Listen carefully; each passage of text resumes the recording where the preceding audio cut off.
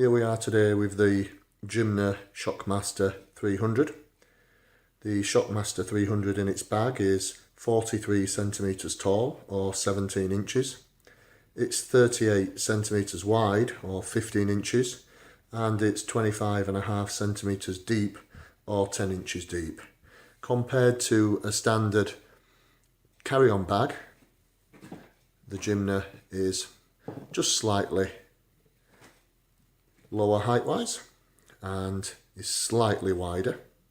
If we put the bag in front of the Gymna, you can see they're extremely similar size-wise. If we compare the Gymna to a captain's bag, this is the sort of bag you would put a laptop and a projector in. You can see the Gymna is not quite as wide, it's just slightly taller and it's about the same depth. If we now compare the Gymna to a standard rucksack,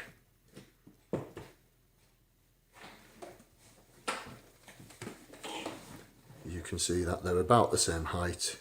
The Gymna is slightly wider and again they're about the same depth.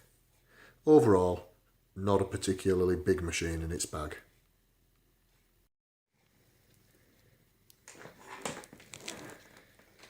As you can see, the Gymna weighs 16.4 kilos, which is 36.2 pounds. As you can see, the Gymna fits easily into the back of a small 4x4 or SUV. It really is a compact machine, although it may not be the lightest machine to lift into the back of a vehicle or carry around. It fits extremely snugly, leaving plenty of space for other equipment.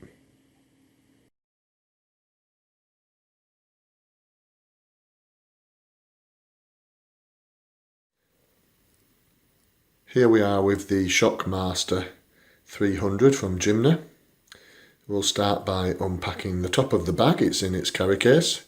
The top of the bag velcros down, and in the very top pouch is the power cord.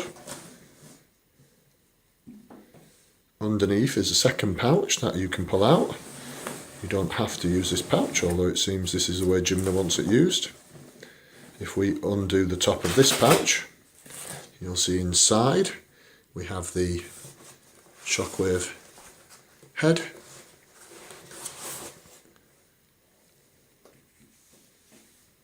and down the two compartments of the pouch there's a pair of heads, in this case two 15mm heads, as the Shockmaster has its 20mm head already attached. If we take that pouch and set it aside, underneath are the instructions. It comes with various instruction manuals, you see here. And if we open the flap at the front, you'll see there's a carry handle. If you undo the velcro on the carry handle, the two handles velcro together. That's very useful. It's a very strong handle, but it does need to be. This machine's extremely heavy. The front of the case unzips. In this case the two zips are down at the bottom. That flap now folds up and you can actually see the front of the Shockmaster machine. This is how you would use the Shockmaster machine in its bag. Looking at the back of the bag now, or actually at the bottom of the bag if the machine was stood up as it would be normally, you can see here the 5 metal studs. They're actually pretty good. They stop the bag from sliding around if it's stood up, most especially in the car. You can see this bottom flap zips down again. If we zip it down, you'll see the back of the Shockwave machine. There's a strap here. This actually holds the Shockwave machine in place in case you accidentally lift it up whilst the flap is undone. The strap will hold the Shockwave machine. Just behind the strap you can see the water vaporizer. This actually collects water vapour as it comes in. Compressed air actually generates water vapour, and so you don't want that coming out of the head and splashing all over your patient. And so there's actually a water catcher That's pretty standard in any sort of air compressor or oil compressor. It does stop water from getting up into the actual tool, in this case the shockwave head. That can be drained once the water fills, although it certainly doesn't look to have collected much water so far, and this machine has already done over 2 million shocks. Looking just next to it, you can see where you insert the power cable, and there's the power button. If we insert the power cable, you see it slides in very solidly. It's just a standard kettle lead, and above it is the power switch to switch the machine on and off. I think most of the time you'd probably leave that in the on position, as it is here. Underneath and slightly inwards,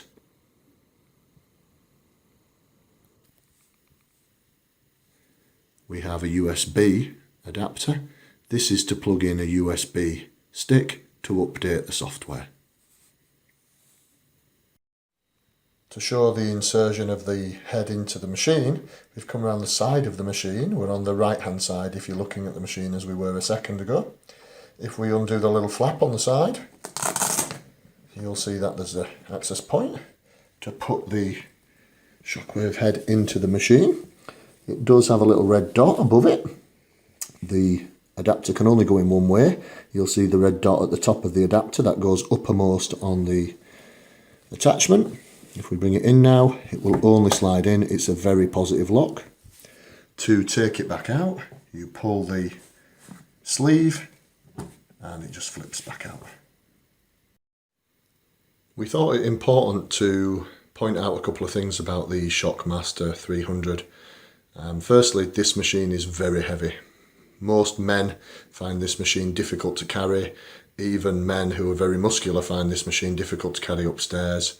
Most of our female members of staff find this machine extremely difficult to manoeuvre and extremely difficult to carry upstairs. If you're negotiating stairs on a day-to-day basis and you're a female member of staff, this machine is going to be tricky, very tricky. The machine we've shown you so far in its bag, actually the machine does not, and I repeat does not, come with the bag. The bag is an optional extra. It is not included in the purchase price. I was quite surprised at this when the agent told me that was the case, and I actually emailed Gymna at the head office to ascertain whether that was correct or not. I have received an email back from Gymna. They do answer their emails, and it is true, the bag is not included in the price. The agent from Gymna themselves actually told me that the cost of the bag, this is without any agent's fees, was €195. It's a nice bag, but €195 is a lot of money. If you buy this machine as a portable machine and presume it's going to have the bag with it, you'd be wrong. You will have to purchase the bag. It does not come as a standard part of the equipment. To say this machine is not portable without the bag would be an understatement. Having said what we've just said about the bag, I thought it important to show you how difficult it is to get the machine in and out of the bag. We've got one of our female members of staff here. She's going to try and attempt to take the Shockmaster 300 out of the bag.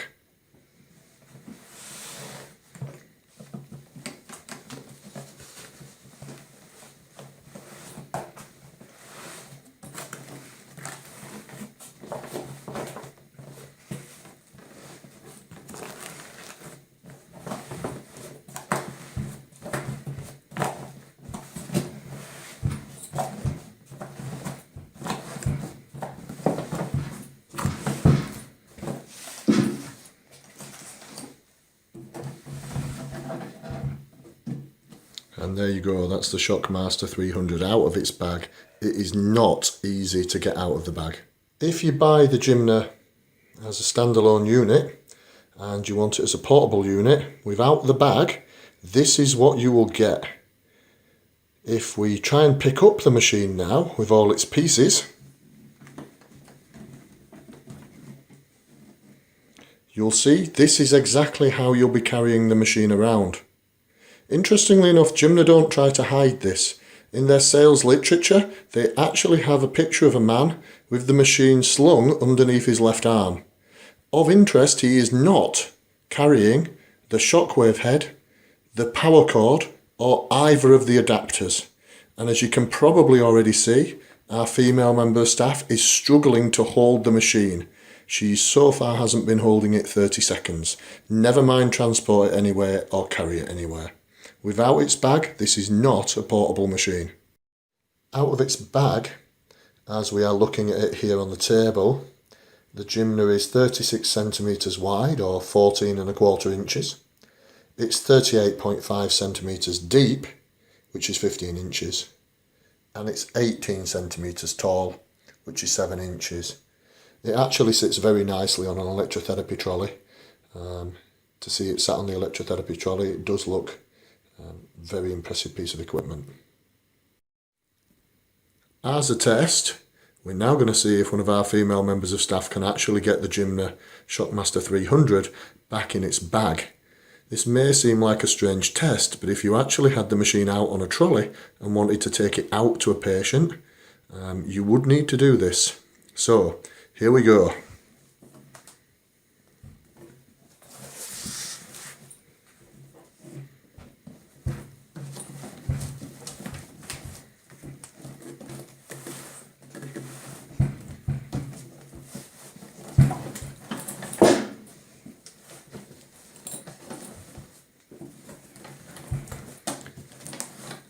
This may look like a real struggle.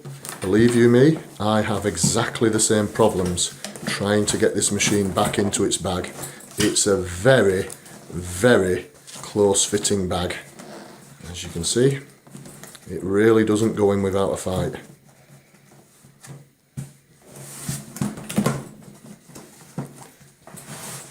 There we go.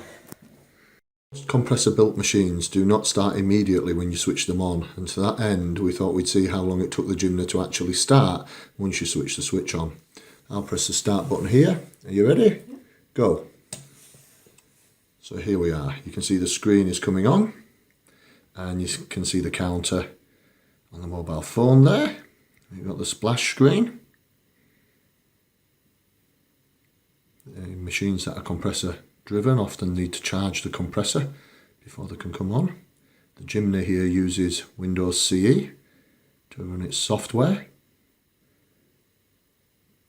We did a similar review with an electromagnetic machine, and when you switch them on they pretty much come on instantly. So we thought it'd be interesting to show how long it actually took a compressor driven machine to come on. You may wonder why we would do this. But in essence, when we've had the machine in clinic, we haven't been leaving it switched on all day. The reason for that is it often has to recharge the compressor frequently to keep the machine topped up and ready to run. And there we go, 1 minute and 4 seconds. Now, as I was saying, it actually has to run the compressor to keep the machine charged up, and actually the machine will often just vibrate and rattle, and I've had patients in the room who have actually told me that the machine is moving whilst they're laying there, and they are right, it is moving because the compressor constantly charges up the machine. So we've actually been switching it on. As you can see, it takes just over a minute before you can actually start making settings and doing anything with the machine. The Shockmaster 300 does not have a foot switch. Some people really like a foot switch. I've got to say I'm not a big lover of a foot switch. I much prefer a hand switch. We went from a hand switch to a foot switch, and I honestly thought I would like it more, but I didn't. I thought the hand switch got in the way a little bit, but the truth was the foot switch was more intrusive for me, and I'm not sure a foot switch works very well on a portable machine, especially if you're a vet, and especially if you're treating horses maybe in a stable. Do you really want to put a foot switch down on the floor and step on it? The answer to that for me would be no. The Gymna uses a hand switch. It's here on the handle, as you can see. And to switch it on, all you do is press the switch. It's a one-time switch. The handle comes on until you press it again, and it goes off.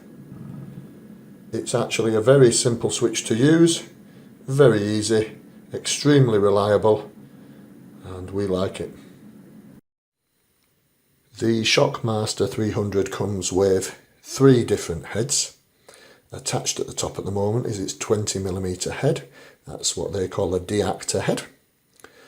Down on the table there we have on the left hand side the silver coloured 15mm. That's the ordinary head, that's a convex head. And then next to it is the deactor 15mm head, also referred to as the deep impact head. That's a concave head which is supposed to go deeper into the body. Changing the heads couldn't really be any simpler.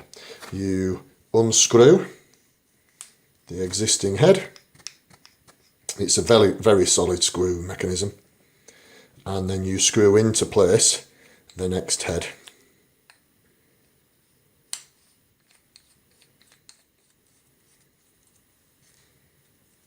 As simple as that.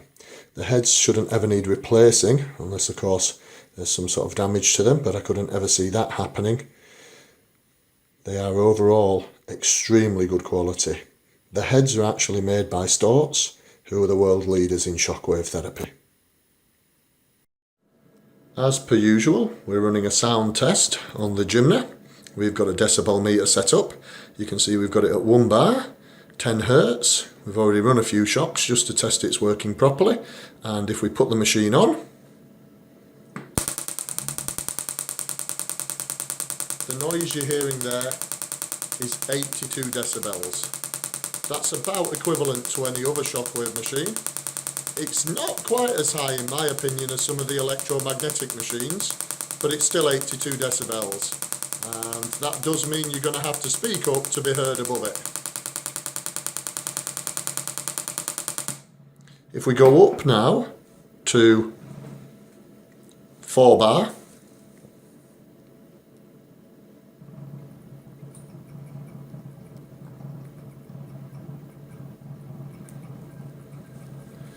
and run the machine again, that's 83 decibels at 10 Hertz. We checked 2 bar and we checked 3 bar. They were both 82 decibels at 10 Hertz. The maximum noise the machine makes is at 4 bar 17 Hertz. Here we go. That's 84 decibels. That is the maximum amount of noise the machine makes. Of interest, you'll be able to hear the compressor running. When the compressor's running consistently, we did take a check on it, it runs at 50 decibels. The settings on the Shockmaster 300 couldn't be any more simple. As you can see from the front of the screen here, on the left hand side you actually have a counter.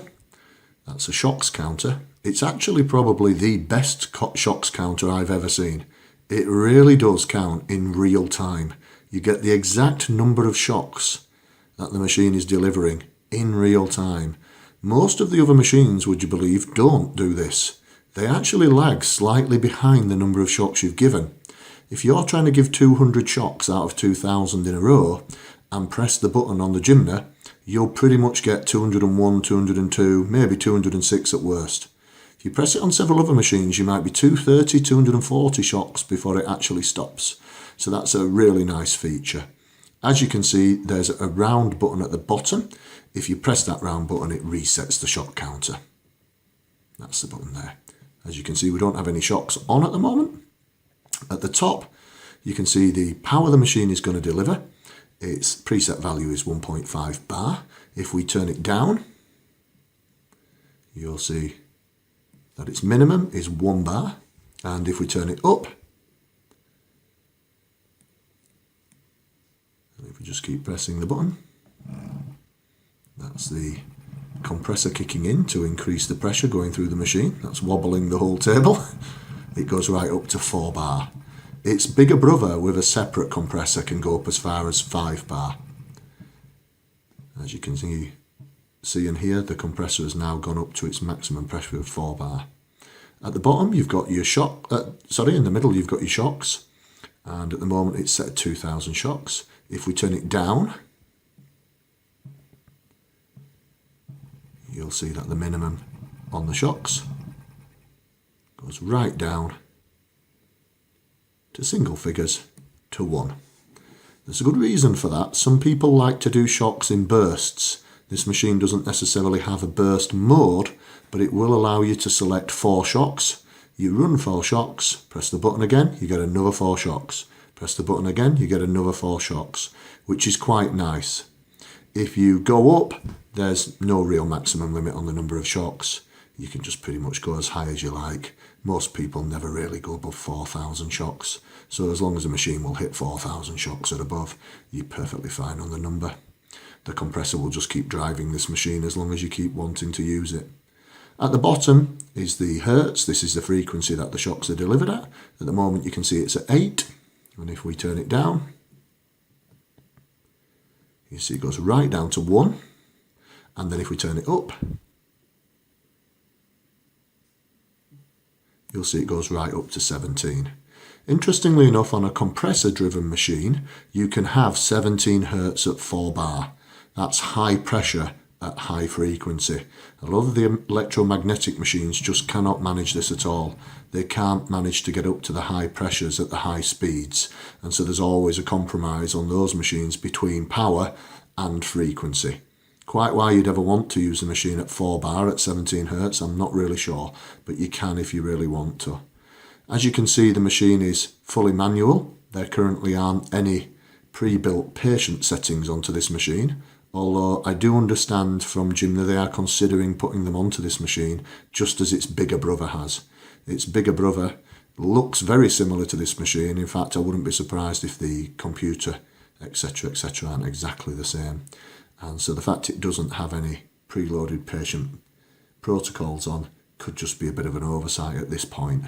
But Gymna have told me that they are considering putting them onto this machine.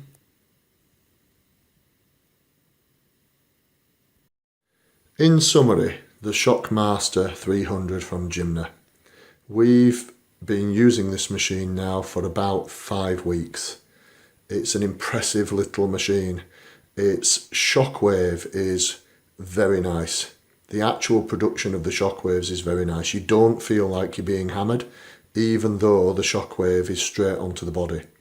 You don't need the rubber covers on this machine because it's a compressor driven machine. The ends of the shockwave head do not get hot. What that means is you can get those heads into much smaller places than you could if you were using a rubber covered head. They just fit to the body much better. Because the head that you see at the moment that's on the machine is a 15mm convex head, you can use gel with this machine quite easily. You don't have to worry about the cavitation as you do with other machines, especially when they have rubber covers and the rubber cover makes into a convex shape, even if the head is concave. So that's a proper bonus. The machine is heavy, not just a little bit heavy, significantly heavy. Weight-wise, it might not seem that much on the scales compared to others, but in real life this machine is heavy. I find it heavy to carry around, and I weigh over 16 stone. The machine doesn't start very quickly. If you're switching it off between patients, you're going to need to leave a little bit of time to switch it back on. That minute might not seem like much, but in real life, day to day, it can seem like an eternity. But once it's on, it's very easy to use. It delivers shockwave very nicely. It's a very different feel actually, a compressed machine to a electromagnetic machine. If you've never felt the two machines, I'd strongly suggest you get one of each and try them. The electromagnetic machine is often like being hit by a hammer, whereas the compressed air machines tend to feel deeper and less superficial. I don't think that's a reflection of the shockwave they generate. I really don't. I think they probably generate about the same. But they do feel slightly different in the real world. Interestingly enough, I have had treatment from this machine and really liked it, and it was effective. It did manage to get rid of quite a large lump of scar tissue I had very effectively. In fact, it was even more practical and effective than Kenalog injections. The machine isn't the easiest thing to transport, it isn't the easiest thing to set up, and it isn't the quickest thing to start in the world. I do think if you're looking for a portable machine, you're really going to have to live with this one.